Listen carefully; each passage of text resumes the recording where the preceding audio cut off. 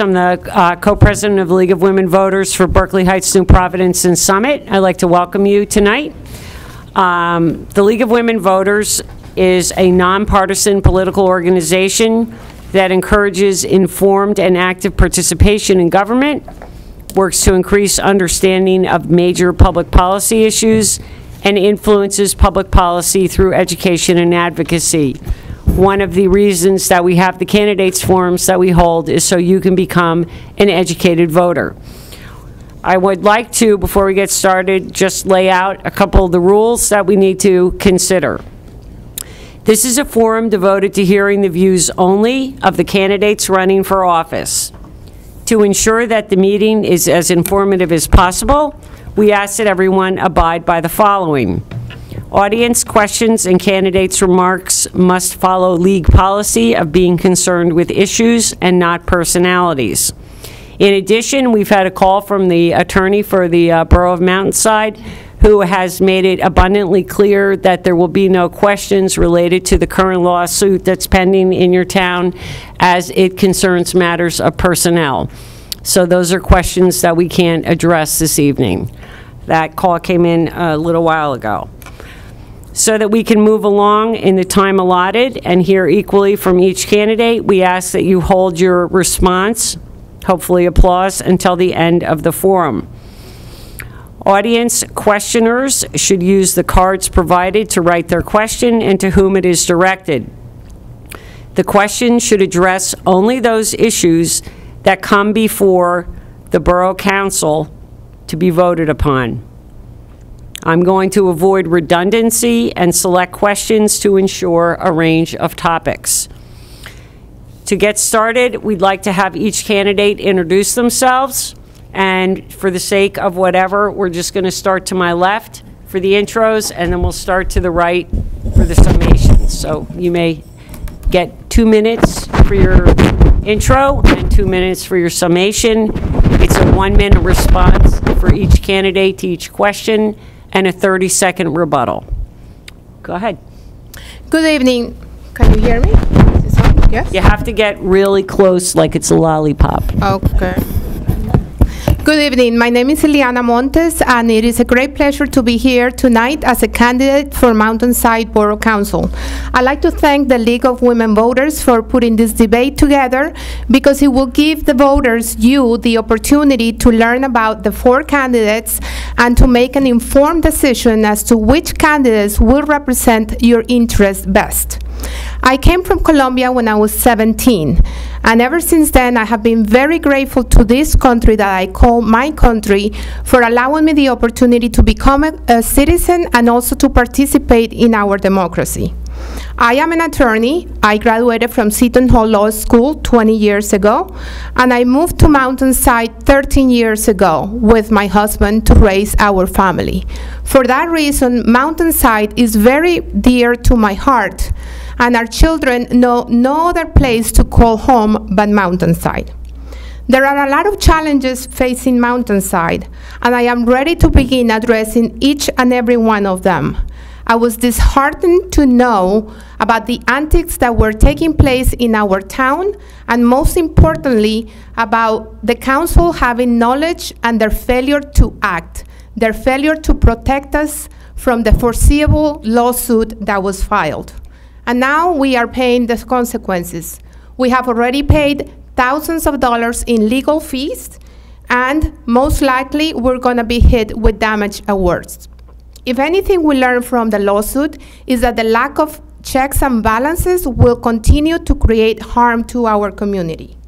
I am running for Borough Council because I have, along my career, always stand up for the values and to fight for others. And doing so for Mountainside at this critical time is not going to be an exception. I have done that as an attorney, as the director of the Division on Women, and as the director of the Equal Employment Opportunity Office. Thank you. Thanks. Okay. Good evening. I'd like to begin by thanking the League of Women Voters for organizing this forum, and to all the residents who have come out tonight. My name is Anjali Mehra. I'm a resident in town, long time. I've been here 18 years and the owner of a small business. I have volunteered for many organizations and led many successful community efforts. My twin daughters were 3 when we moved here, and they attended the public schools and are now at the University of Chicago. I know that I owe a deep gratitude to this town, the public schools, and the community for their success. But we have some issues. We have a dark cloud that is hanging over Mountainside. Lack of leadership, complacency, and the same old tired ideas have gotten us here. There is no clear vision or path to move us forward. That's why I got into the race. For those of you who know me, I have a history of standing up and speaking out. If you know me really well, you will also know that I get the job done. Telling the truth can sometimes be uncomfortable, but I am not afraid of transparency. I am not afraid of different voices and opinions. I believe that is the best way to make the best solutions. When we bring people together with differing ideas, that's how we get to our best solutions. Ileana and I have a plan to move us forward. We will keep taxes in check while we improve our services. And we make a promise to you that honesty, integrity, and trust will be the foundation that we build our service on. I hope that you will listen tonight and throughout this campaign with an open ear and heart, and so that you can make the best decision on who will serve you best on council come November 6th. I hope you will choose Ileana and myself because we promise to bring back transparency, accountability, trust, honesty, integrity back to Borough Hall. I ask for your vote humbly. Thank you. Okay, thank you. Okay, Mr. Nestler? I would like to thank the League of Women Voters. I would like to thank the League of Women Voters for setting up this candidates forum. My name is Bob Nestler. I'm a 24-year resident of Mountainside. My 3 children all have gone through Mountainside Public Schools, and 2 of them have gone to and graduated from Governor Livingston High School. One is currently still at GL. Soon after moving to Mountainside, I started getting involved in different clubs and recreational activities such as the Newcomers Club and the town pool.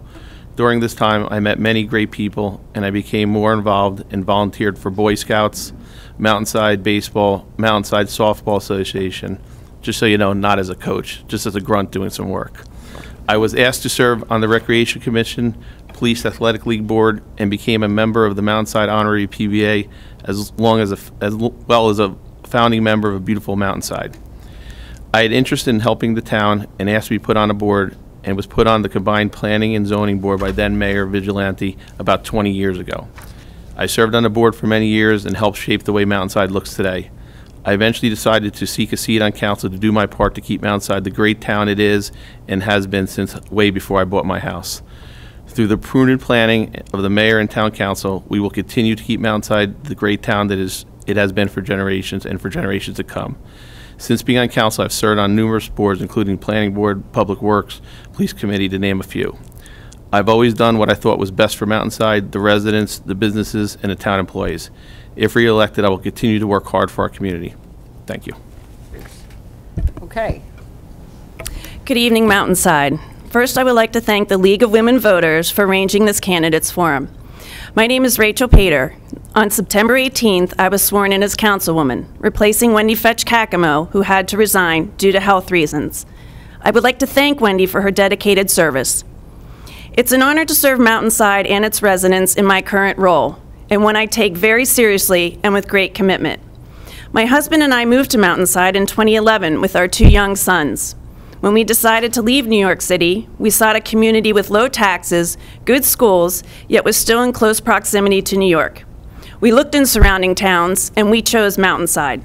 It has been the perfect place to establish our roots and raise our children. I've been a volunteer in the community since I moved here. I started as a volunteer at Holy Trinity School, and now I volunteer throughout the year at Deerfield School, where my sons attend. I'm a volunteer teacher at Our Lady of Lourdes Church. I also lend my time to Mountainside Youth Baseball in a variety of roles.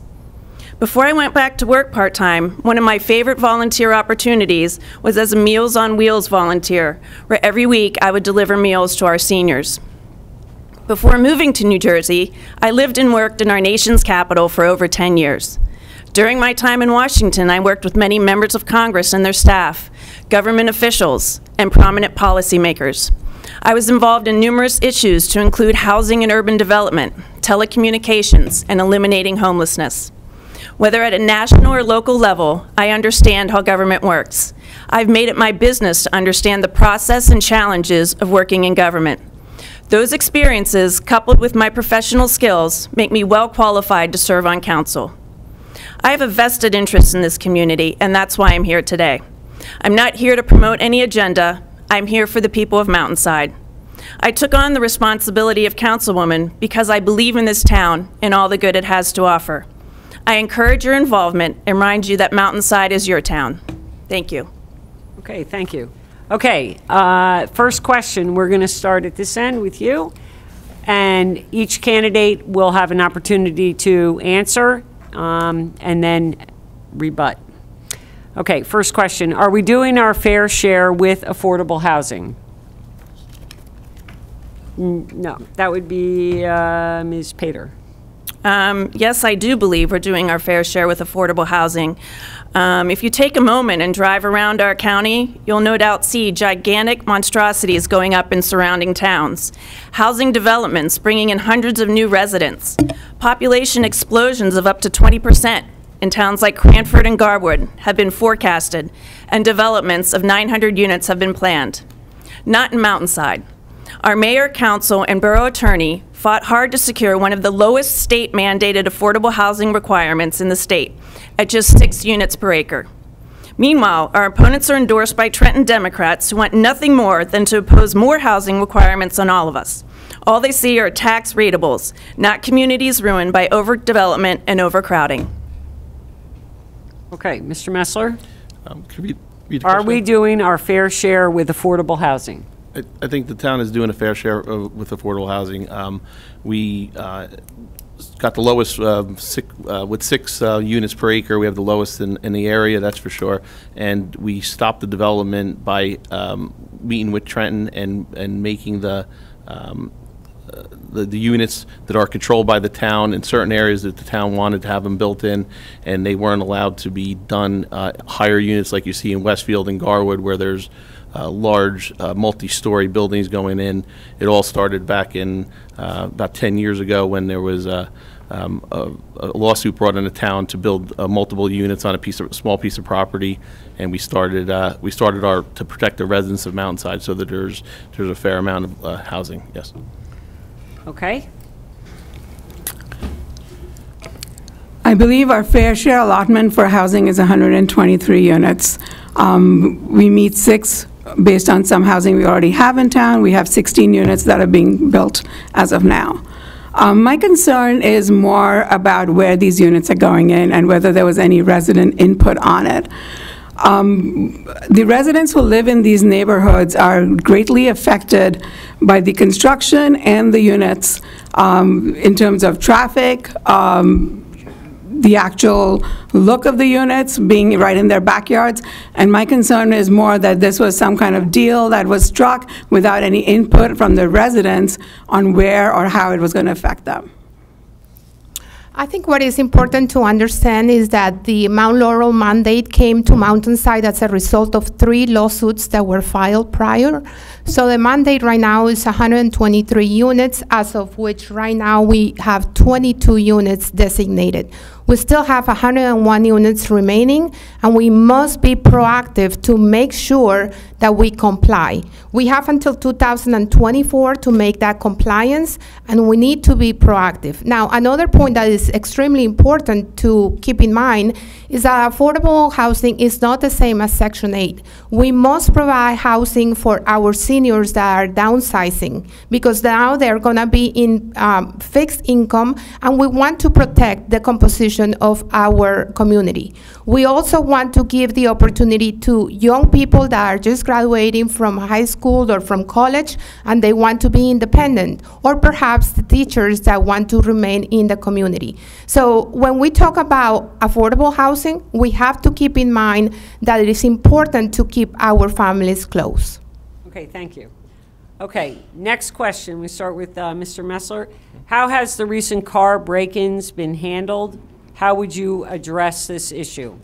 I think the recent car break-ins was handled very well by the police department because within a week or so, they caught the culprit, the main culprit who was doing the break-ins. They put in extra patrols on the road to ensure that this person was stopped. They met with other towns' police departments to see what their similar problems were happening.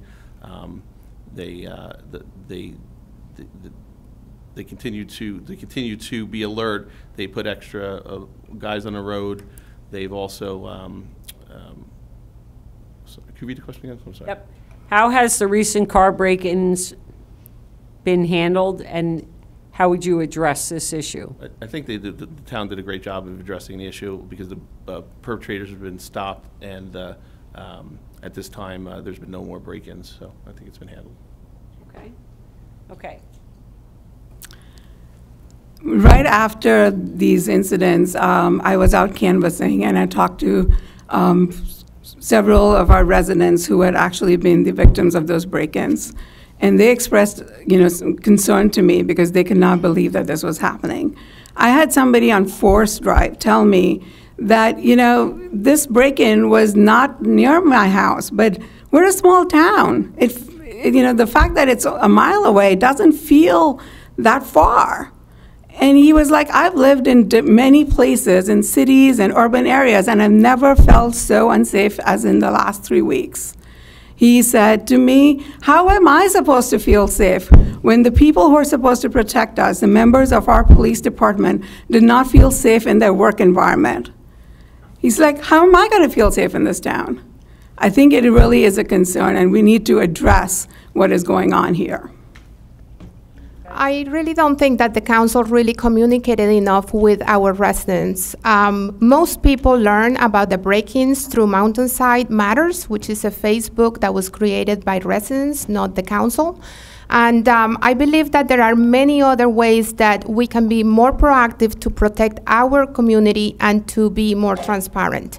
So Anjali and I actually put a plan together, and we're not even sitting in council yet. We could reactivate the neighborhood watch. We could actually make sure that there is more patrolling, talk to municipalities that are facing the same issue to see how we collectively can address it. And we can also implement a more proactive alert system. We didn't get one text message, no, one message from the town. Now, the Mountainside View came out, and all it says was, lock your doors, lock your cars, nothing else. Okay, not yet. Okay, and your turn. I feel there's a lot of misconception that the council and police department didn't have a plan to attack the car break-ins, and this couldn't be further from the truth. Council's been working very closely with the police department. They're in constant communication. While some residents may not realize this, sometimes it's not prudent to release all the details a police department undertakes for the safety of its residents. And we don't want to inform the criminals of what we're doing. Please trust me when I tell you, our police department is very proactive in fighting the car break-ins. Neighborhood patrols were increased, and our officers are going the extra mile to keep our residents safe. Their communication strategy was top-notch in getting information to residents about the break-ins. Multiple channels were used, to include signs posted on local streets, postings on the borough website, the Facebook page, press releases, the town marquee, Mountainside Peak, and word of mouth. The police also went above and beyond in stopping in homes where doors were left open by accident. The police department coordinated closely with surrounding towns to include Scotch Plains, Clark, and Woodbridge to ultimately make an arrest on October 3rd. I wish to thank our police department for their extraordinary efforts, and they will continue to go forward. Okay. May I rebut? We're going to rebut in order. So, Mr. Nestler, you can rebut first. I actually just say the same thing that Mrs. Pater just said, that the releasing information on the break-ins on Mountainside Facebook pages or something like that and let criminals know what the police are up to. That we're actually, one resident said, oh, there's only 2 police on the road at nighttime, which is kind of ridiculous to give information of how many police officers are on the road at nighttime. So I think the police did the right thing by releasing what information was necessary to the public. Do you want to rebut? No, you go ahead. Okay, I want to say that this comes back to the communication and to the transparency. There is a lot of information that can be given to the community without risking the criminals having that information. We're not asking for police specific strategies as to how they're going to attack and get these criminals.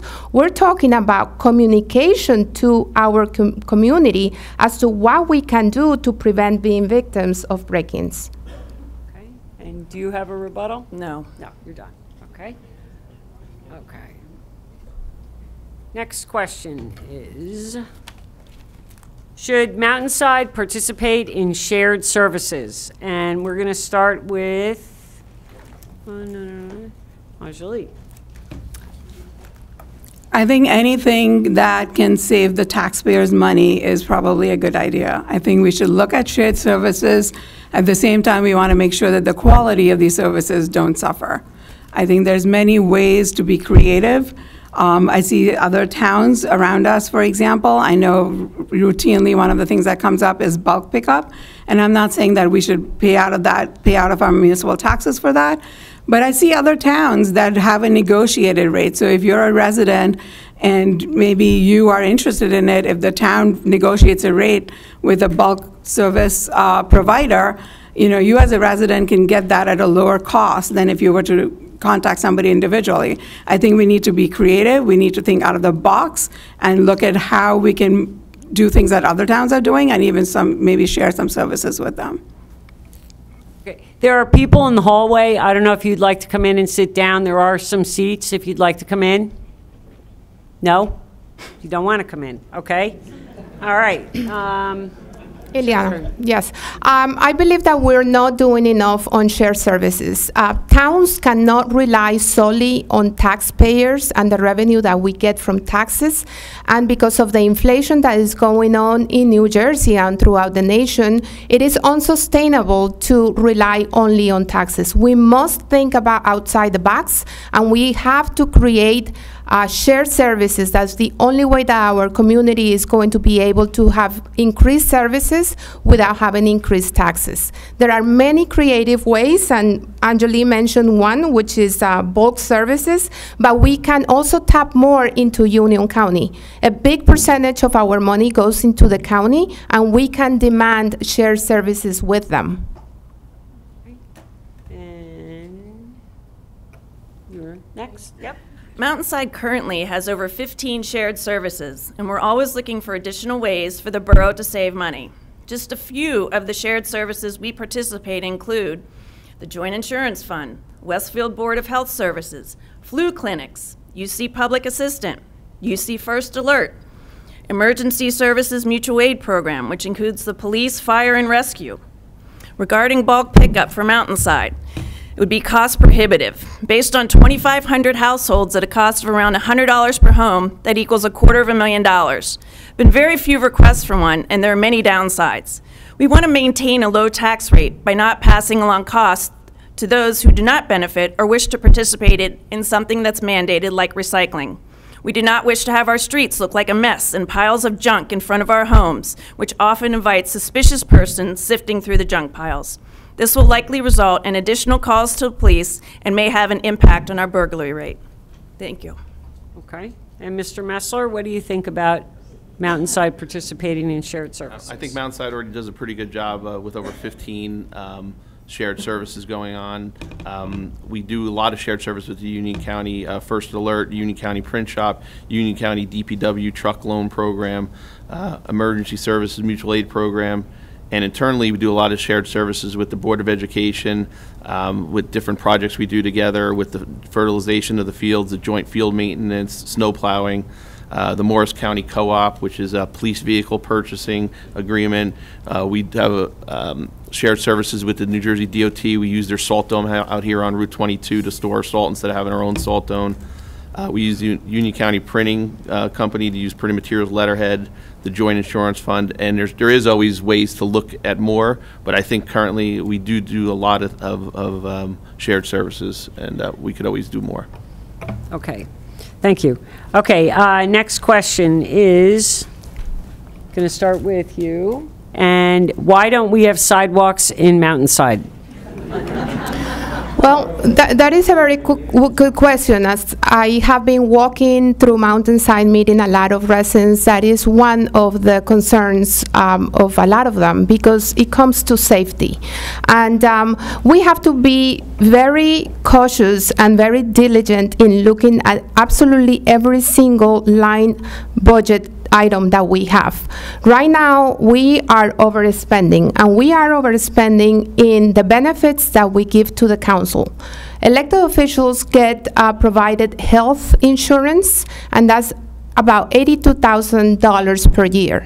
Perhaps that money could be implemented also into lights, sidewalks. I'm not saying that it's going to be done in 1 year, but we are overspending, and we have to be cautious because that money has to go and be spent to the community in a fair way, not for a few people that are elected. Okay. You are next. Why don't we have sidewalks in Mountainside? Sidewalks are rarely a request and would be very expensive. Take more than $5.5 million from one side of the street. This includes the 30 miles of roads, but not the 7 miles of county roads. Sidewalks also become a maintenance headache for the property owner, as the burden of repairs, replacement fall to the owner. Sidewalks would disrupt plantings, decorative walls, lighted brick, stone corners, and trees on properties. While walking our streets, I did not receive one request for sidewalks. And regarding streetlights, the borough's policy on streetlights is you must provide a petition signed by your neighbors who would be directly affected by the light. From there, the council contacts PSE&G. This would be an additional expense the borough takes on per streetlight, but it is the responsibility of the homeowner to obtain buy-in from neighbors before presenting it to the council. The last time people requested a streetlight was 11 years ago on Chapel Hill, and it was approved by the council. Okay. And Mr. Messler, Repeat the question, please. why don't we have sidewalks in Mountainside? I think sidewalks are one of the reasons I moved to Mountainside was because I like the fact that the streets are very, very woodsy-like. I think the sidewalks would, number one, at this point in time, cost over $5 million to get put in. Somebody, whoever side of the street was decided on, would be not real happy if your landscaping and your trees and your driveway were dug up. Also, the liability of maintaining. There's a lot of older residents who already have a hard enough time snow plowing their driveway, especially this year with 30-inch storms, etc., that they would have to now take care of their sidewalk in front of their house. I actually reached out to my insurance company and asked them if the town put sidewalks in front of my house, would it be a liability to me and would my insurance go up? And they said my insurance probably wouldn't go up and I would be covered for $500,000 liability, but it wouldn't be a bad idea if we I got an umbrella policy to cover in case something else, somebody got really hurt on my property, especially on the sidewalks. So I think sidewalks are not necessary, and sidewalks would change the way Mountainside looks, and that's it. Thank you. Okay. Okay, so I know sidewalks are a controversial issue in Mountainside, and there are some who want it, a lot more who don't. And I appreciate the fact that Mountainside has a rural nature as such. But streetlights, this is the first time that I heard that the borough had actually a request procedure for streetlights. And I really wonder how many of our residents know about that. Maybe the reason why we have not had a request in 11 years is because no one knows. When I walk on the streets and talk to the residents, a lot of them actually mention streetlights as a safety issue.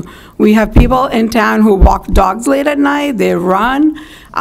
This recent crime spree that we had probably wouldn't have happened if we had streetlights, or at least make the criminals think twice.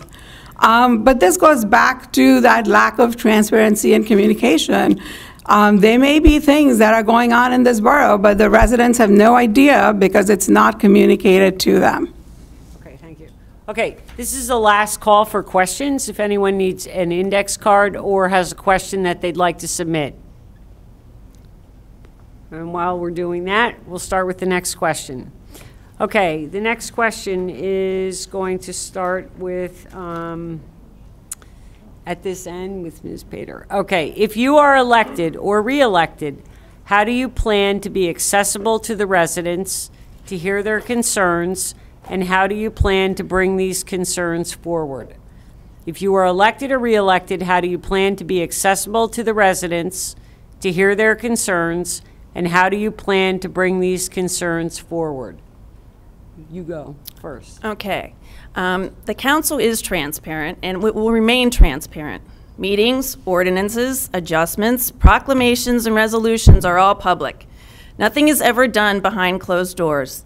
Every council member has a cell phone with a public number, and we are all available.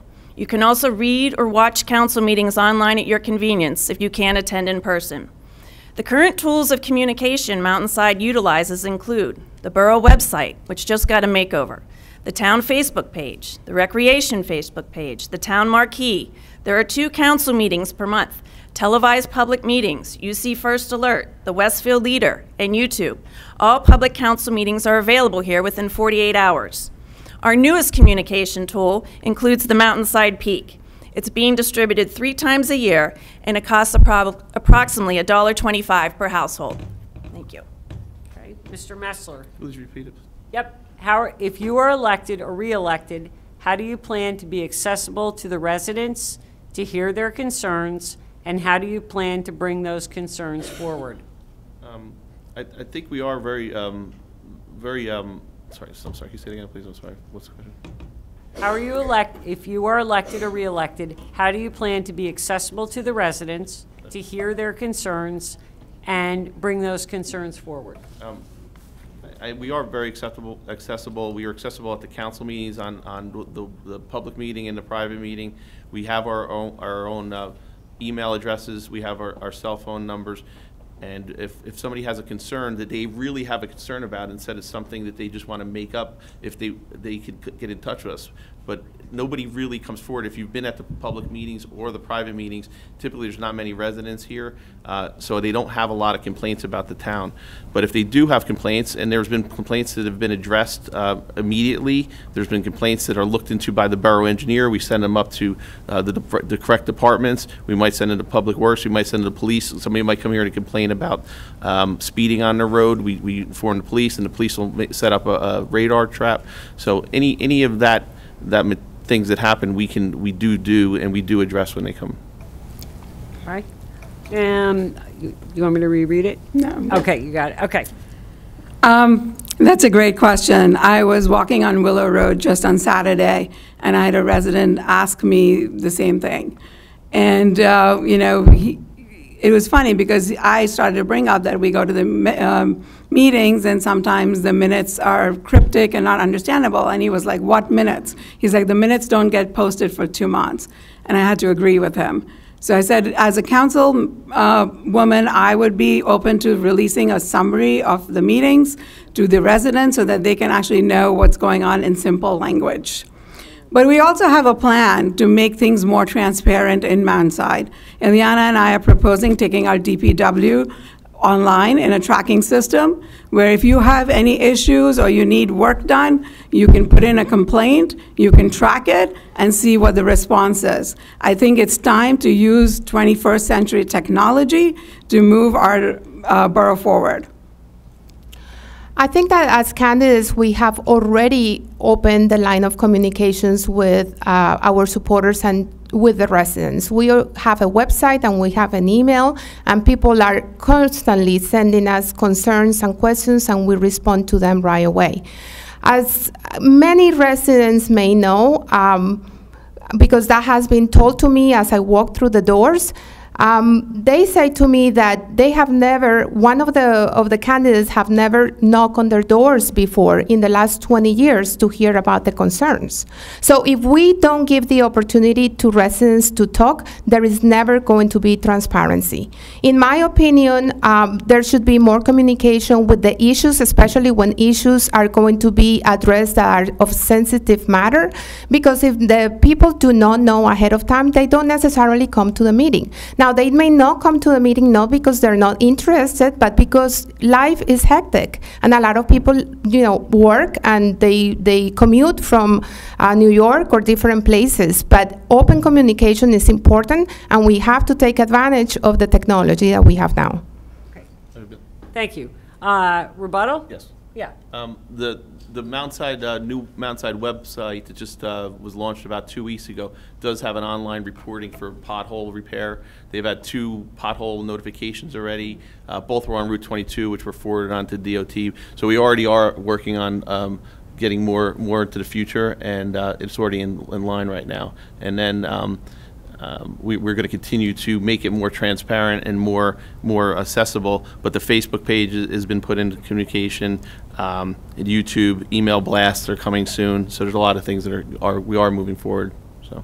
Okay. Okay. May I just rebut that 1 second? Yeah. Sure. Okay. Yeah, so the reporting system was pretty much just implemented. That is the reason why they only have 2 work orders, if you will, for potholes. That's something that should have been done many, many years ago. There is no excuse for that. And Mountainside View, I received it this summer, and it said 2nd edition.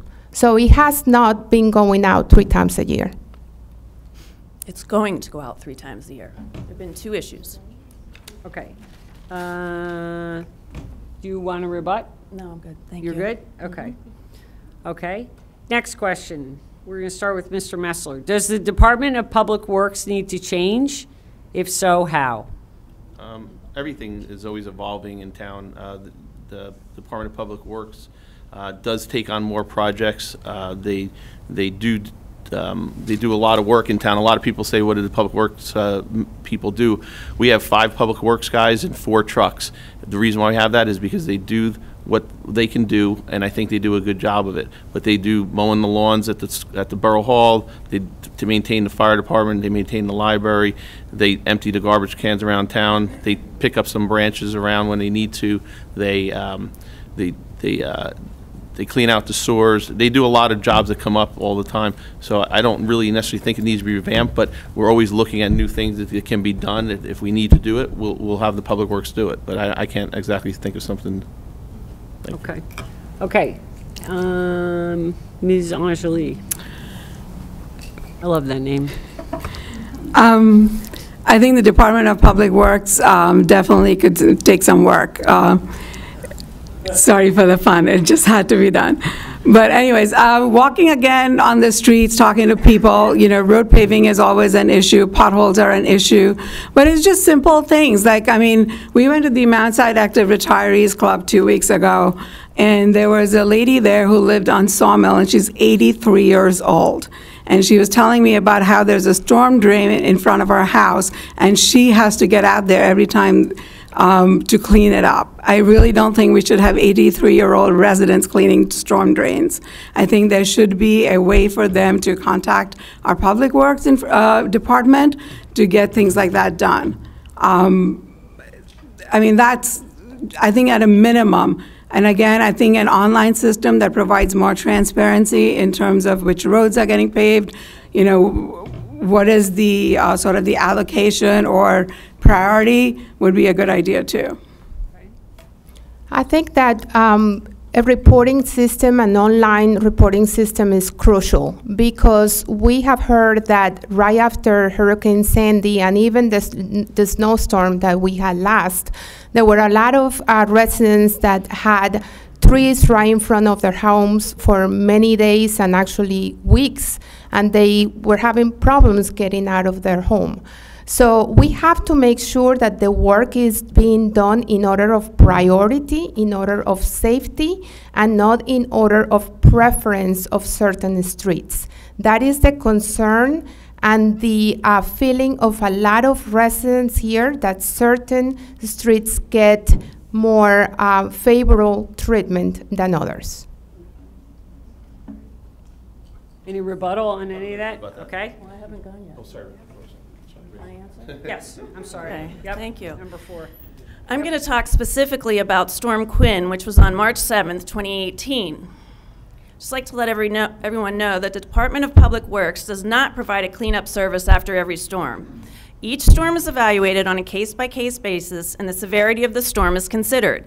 Storm Quinn obviously did a lot of damage, and the council decided to deploy its 5 full-time employees and 4 trucks. 2 additional contractors were eventually hired.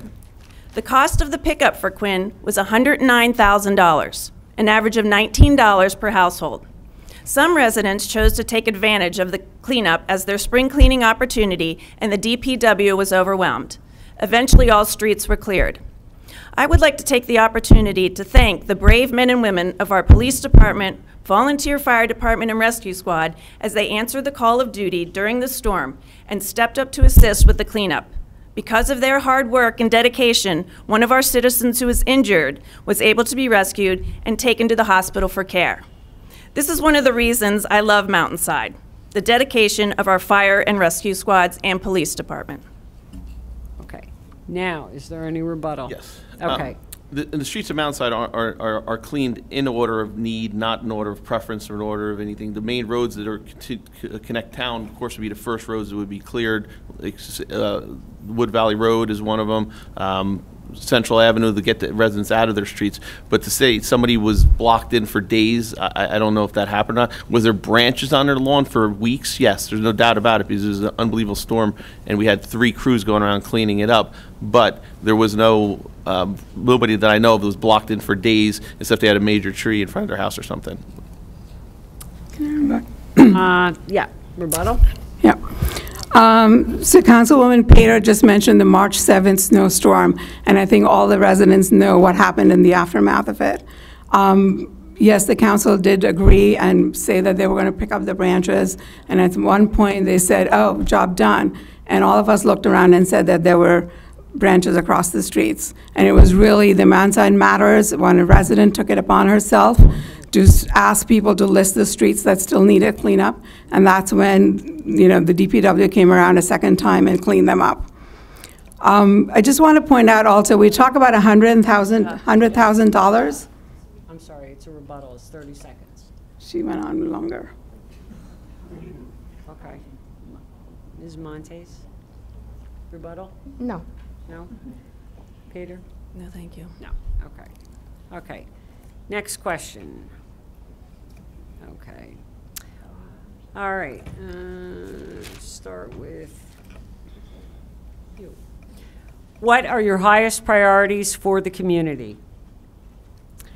I'm going to answer your question, but I just do want to finish what I was saying before. We're talking about $100,000 for cleanup. Keep in mind that the council members receive health benefits that the taxpayers pay for, which is close to that amount. It's upwards of $82,000.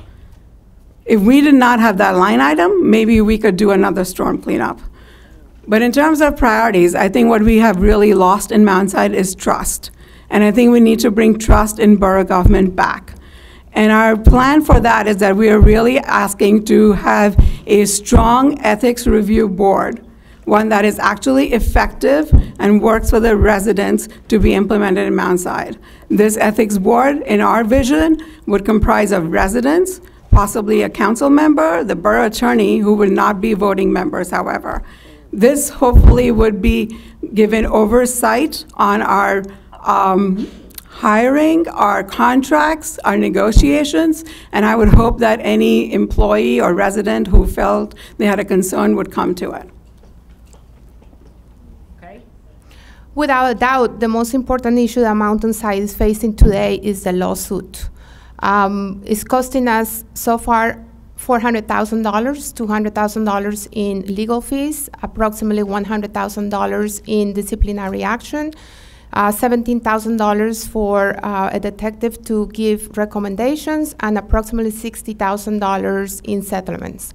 If that is not the most important issue Mountainside is facing today, I cannot think what else is more important. Lack of transparency, that's something that we have to be aware that is happening, and that we all need to know that we need change if we want to move Mountainside forward.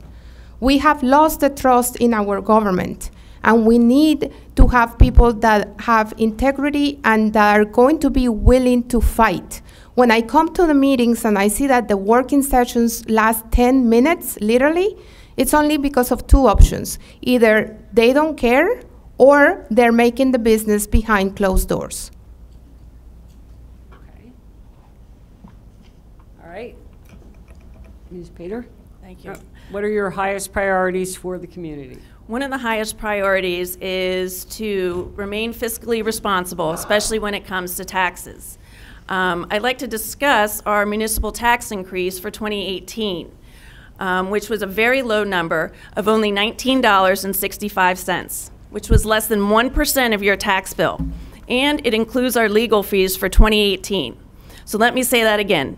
The municipal tax increase for 2018 was $19.65. If you think this low number happens by accident, think again. This was all due to the diligent work of the council. While I can't take credit for the less than 1% increase, my colleagues on council can, and it's an awesome low number. In addition, our council works hard to find as many grants as possible, which saved taxpayers over $400,000 last year. The council also remains committed to working to add to our portfolio of 17 shared services, all while keeping our taxes low and under control, while maintaining and building on the great level of service the borough provides.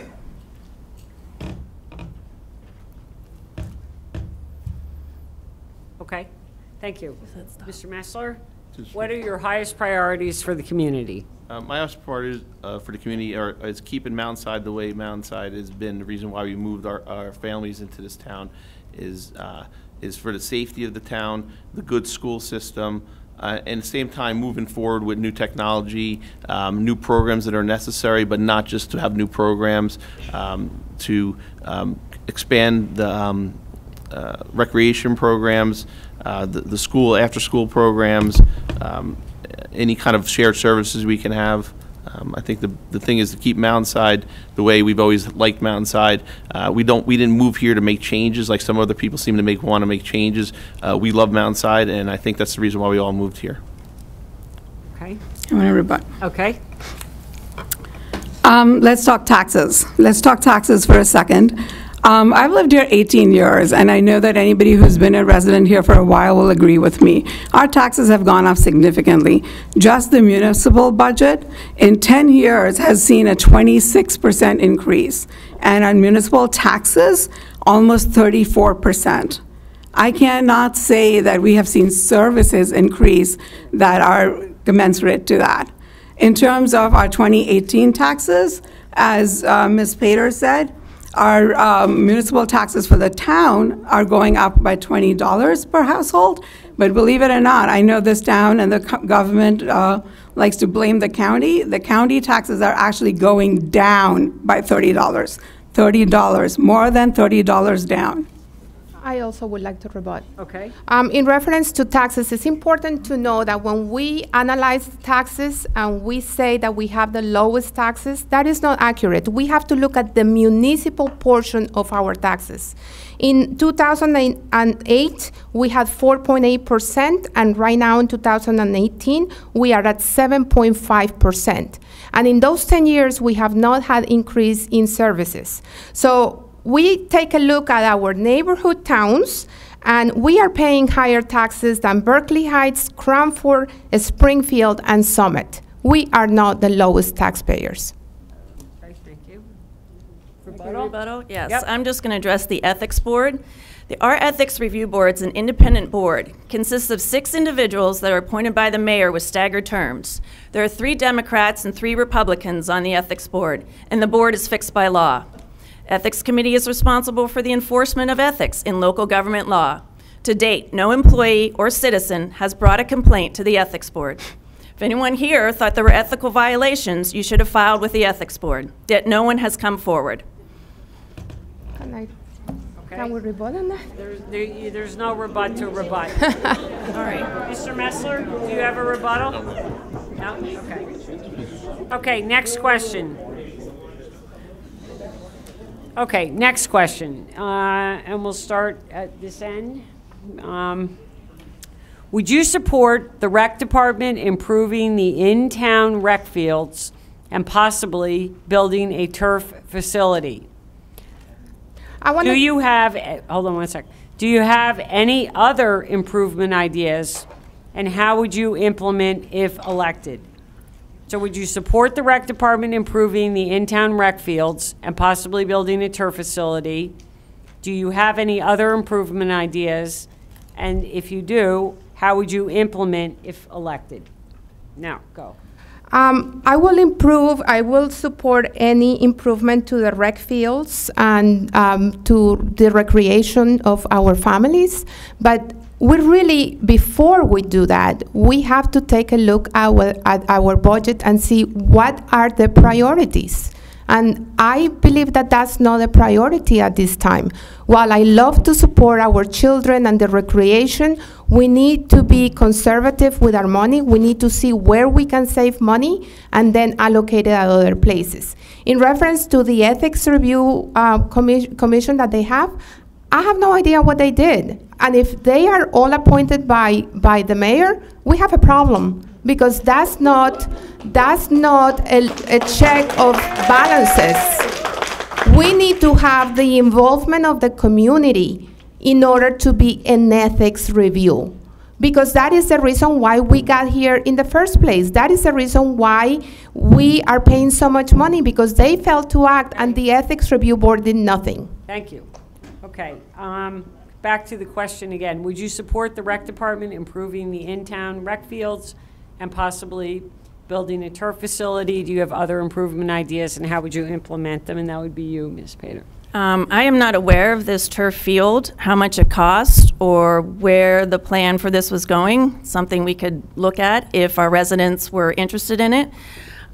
We do already maintain the fields around town, and our recreation department offers a wide variety of programs for our youth. Both of my sons have participated or are still involved in their programs.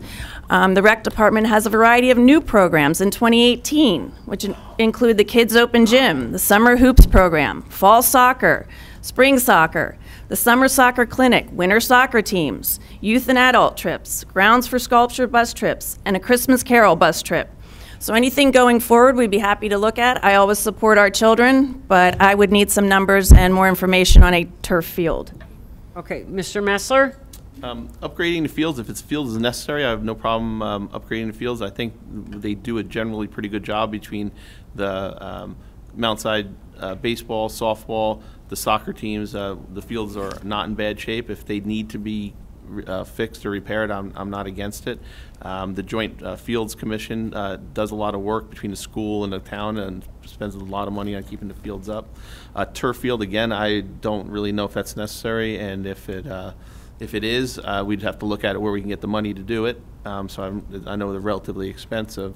And the programs existing in town right now, basketball, soccer, softball, different kind of clinics and camps, lacrosse, tennis, the summer camps, special events and stuff. There's a lot of programs in town right now. But if there are new programs, like somebody suggested starting up the men's basketball on Monday nights, and they brought it up and people decided to do it, and it started last Monday. So I think they are expanding programs.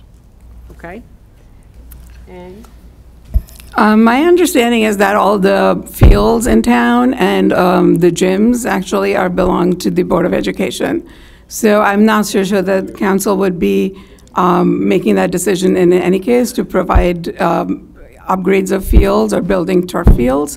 I believe there was a very contentious sort of debate on that last year when council was trying to upgrade the Beechwood field into a soccer field without actually seeking prior permission from the Board of Education.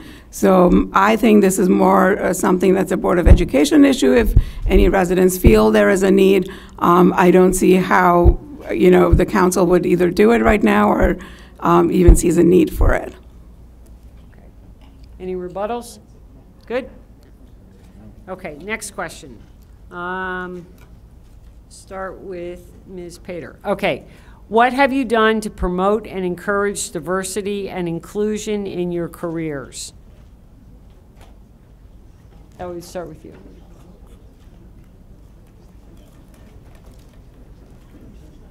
I'm sorry, what was the question? Okay, question is, what have you done to promote and encourage diversity and inclusion in your careers? Well, I think I've always been a very inclusive person. Going back from when I first started my career in Washington, D.C., I've worked with many different folks, from attorneys to finance to prominent policymakers, government officials. I always welcome people I'm a fair person, and I'm inclusive, and I always have been, and I will remain that way going forward. Okay. Mr. Nestler, what have you done to promote and encourage diversity and inclusion in your career? I have, in my career, I have promoted many people that that maybe didn't deserve it, and helped include them. I mean, didn't deserve it. I didn't mean it like that way. That was not meant. I didn't mean deserve it. Didn't have the chance, the other chances that that would be. I'm sorry, but I've been very open in my company and in promoting people that have. I'm sorry, I lost it. That's it. Sorry. Okay. What have you done to promote and encourage diversity and inclusion in your career? Look at me.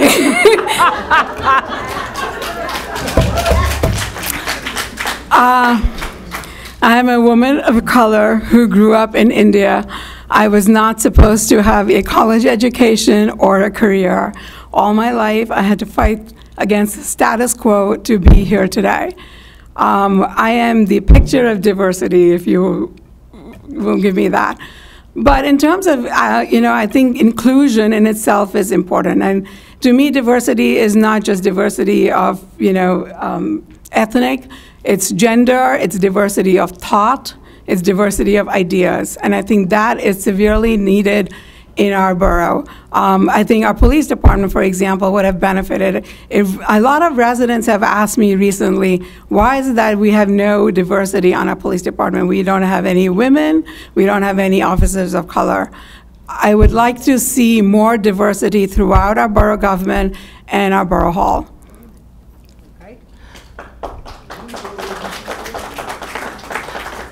I am also an example of diversity.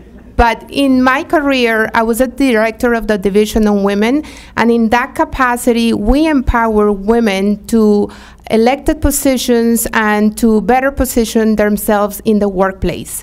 And we are not at the place where we want to be, but we are continuing to fight to improve the placement of women. And just to give you an idea, in 2003, when I was a director, women participation in politics was only 13%, and today it's only 20%. So we're not moving fast enough. But in addition to that, as a member and as a past president of the Bar Association, the Hispanic Bar Association, we constantly have workshops on how to improve the number of judges that are appointed to the bench, because it's important to have diversity. We believe, and I strongly believe, that different voices bring better solutions, and diversity brings better outcomes. Basically, we have time for one more question. Oh, you need a rebuttal? Sure, go ahead. I just want to clarify my statement. That I meant to say that they might not have had a chance. I'm in a factory environment, and I have people that have education, maybe have no education, maybe have language barriers, maybe are minorities. I've promoted them to management positions, gave them a chance to have education, helped them out and their families. So what I said came across wrong, but wait a minute. I'm sorry, but I did not. Okay.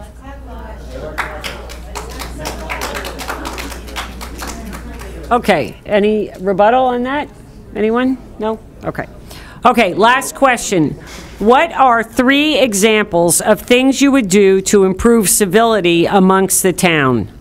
And we'll start with Mr. Nestler.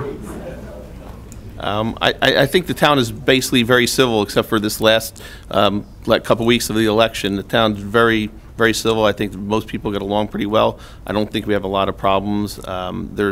If people do have problems, I think they bring it out and deal with themselves. I think Mountainside is a very civil town. I think most neighbors get along pretty well. I don't think there is a lot of problem with civility in the town. Okay. What would you, 3 examples of things you would do to improve civility amongst the town?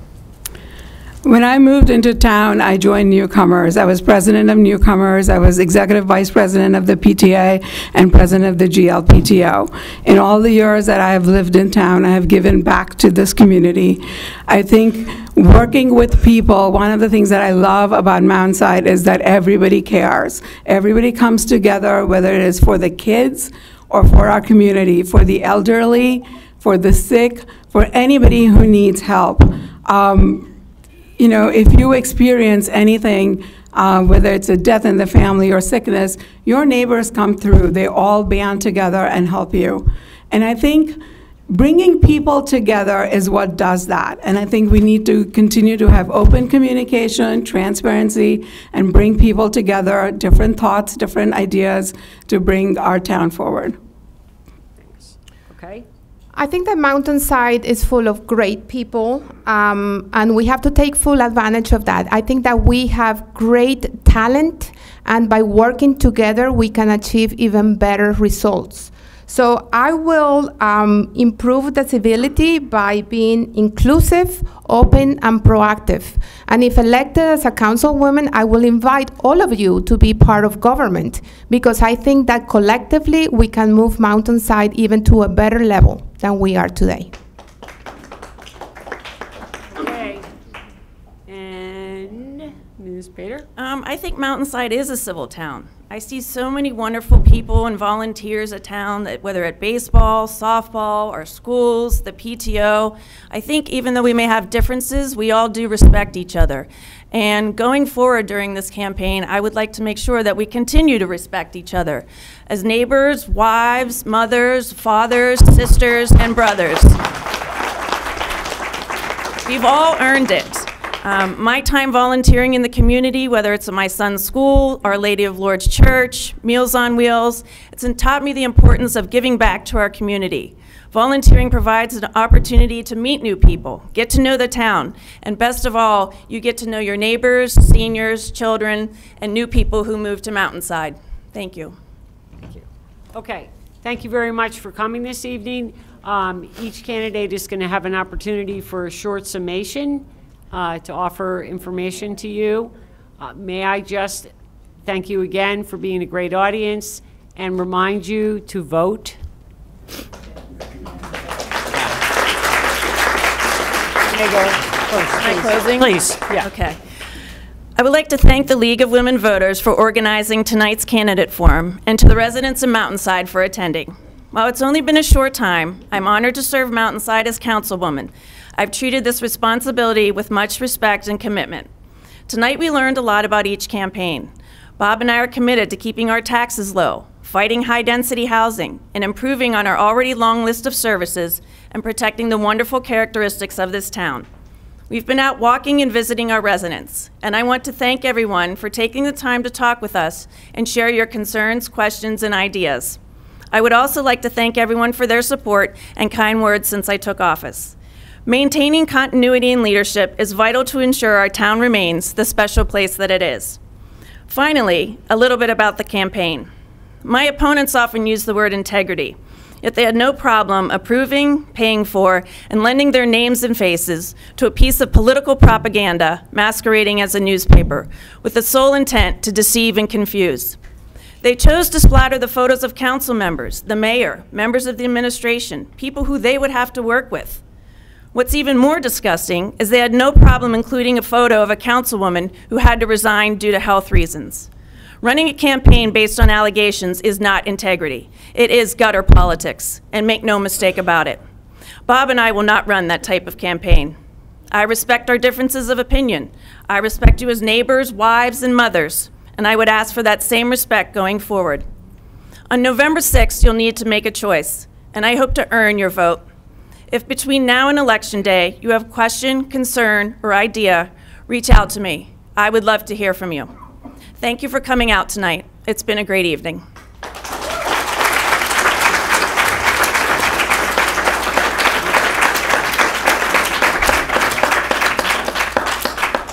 Okay, Mr. Nestler. Okay. I would like to thank the League of Women Voters and all of you who gave up your night to hear our statements. I choose, along with many of you in the room, to move to Mountainside to raise my family here because it is and always been a great place to live, work, and make lifelong friends. I believe that because of the hundreds of, maybe thousands of hours that I've volunteered for Betterment Mountainside, it will keep evolving, adapting, and changing for the better. Mountainside is a safe place to live and has many great services to its residents, all while having low taxes and high property values. All this does not happen by accident, because of the hard work of myself and this mayor and council. Mountainside is a unique community of long-term residents, many who are still in town. Some even have streets named after them, to families starting out buying their first house. I ask you to re-elect me to serve you for another term as councilman to continue the work and progress and keep Mountainside one of the great places to live in New Jersey. And up until this year, it was free of politically motivated low blows that take Mountainside's values and flip them upside down. I'm sitting here kind of in amazement that the only thing that keeps coming to my mind during the last few weeks of this election is July 25th, 2016 speech that the then First Lady Michelle Obama that gave at the Democratic National Convention in her closing comment that ended with, "When they go low, we go high." The two are running against my running mate and myself went low with the trash campaign newspaper, the Mountainside Examiner, that many have littered at the end of our driveways. The paper is full of unproven allegations that these two well know. I want to ask my opponents, did you ever think when you were putting this trash out that the first time I'd hear about it was from my 16-year-old daughter whose friends had texted my picture and she thought that I had done something wrong and was in trouble with the law. Mountainside is not the place for dirty politics. All that ever does is divide the people, and I know the people that live in this town and love this town like me don't want us to be divided. Thank you.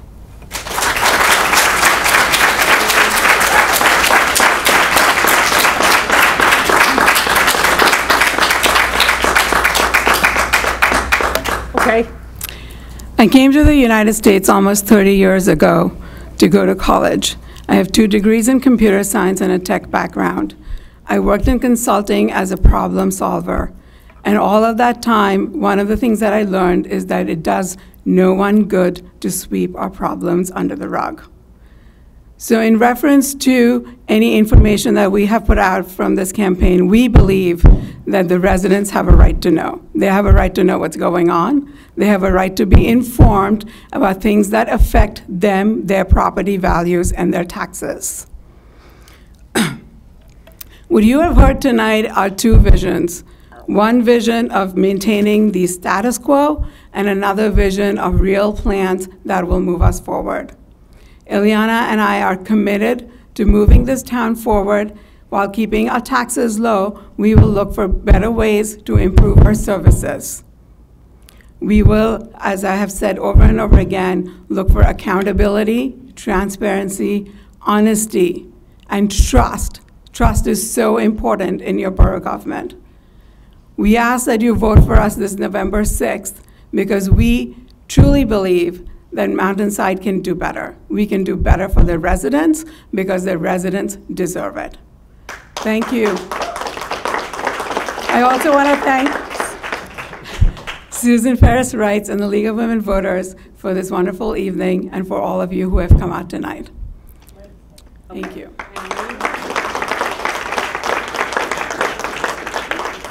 I want to thank the League of Women Voters and Susan for organizing this, but really I want to thank you, the crowd. It is really inspiring to see so many of you engaged in our local election. And the reason that you're here is because this is important, and I believe that Mountainside is at a critical time.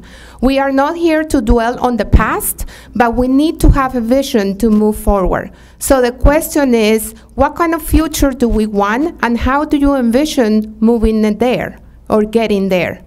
I believe that our experiences, Anjali, and our experiences bring a lot to the table. If we look at the council right now, I don't believe that they represent our town. Everyone is a Republican, and while I love Republicans, I've been married to one for 25 years, I believe that diversity will bring better results for our town. I believe that the status quo is moving backwards, so we need to move forward. We talked about very important issues today. We talked about keeping our taxes low. We talked about the Department of Public Works. We talked about improving services. And I can tell you that Anjali and I have a plan to address absolutely every one of those. We will apply to grants, and I have experience in applying to grants and reviewing grants because as the director of the Division of Women, I had to review them. And I know it's difficult to write them and tedious, but there are a lot of resources out there that we can tap into. The same thing as shared services. We just have to have better relationships and make things happen. I am confident that the voters are going to make the right decision to vote for leaders that have the integrity to move Mountainside forward. And I thank you all for your support, and I ask for your vote on November 6th. Thank you.